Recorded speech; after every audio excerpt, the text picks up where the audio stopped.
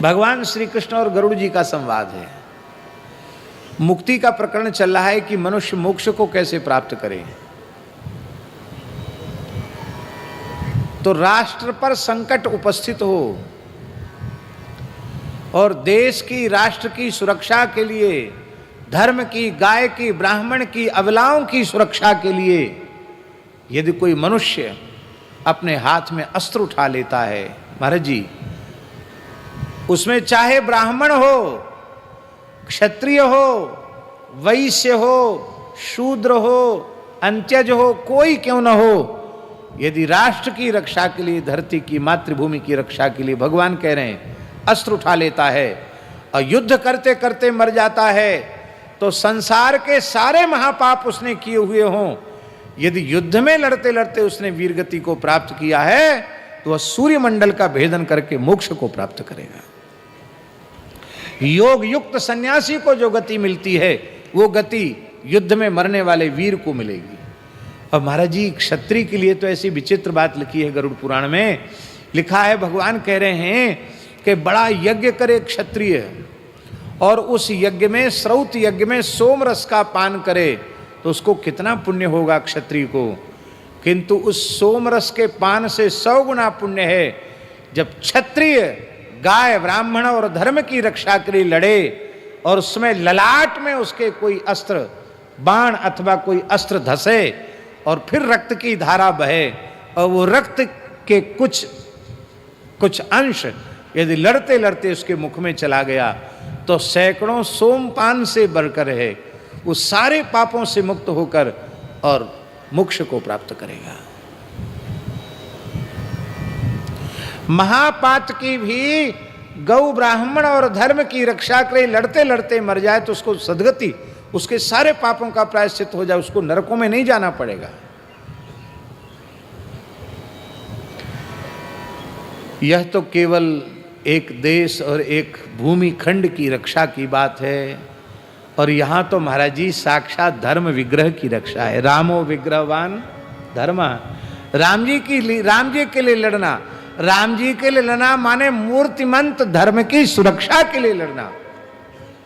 राम काज, राम जी के निमित्त युद्ध करना, और क्षण भंगु शरीरा, शरीर तो नाशवान है और युद्ध भी कहाँ करेंगे हम लोग।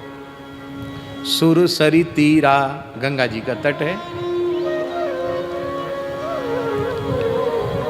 कई बार ऐसा होता है कि जब व्यक्ति के भीतर, वीर के भीतर महान उत्साह होता है तो बड़ी से बड़ी सेना को वो तितर बितर कर देता, ध्वस्त कर देता है। बड़े से बड़े वीरों को, सेना को उसकी पराजय मिलती है। निषाद राज कहते, यदि हम लोग विजयी हुए और ये सेना भागकर अयोध्या चलेगी तो हमारा काम हो गया, तब हमारा जीवन जन्म सफल हो गया, क्योंकि हमारी वीरता, शूरता राम जी के काम आ गई।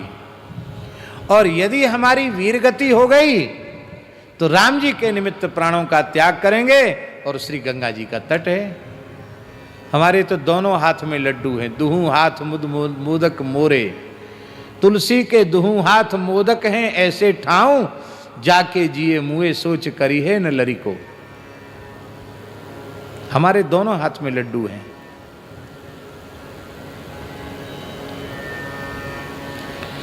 और कहते कि देखो,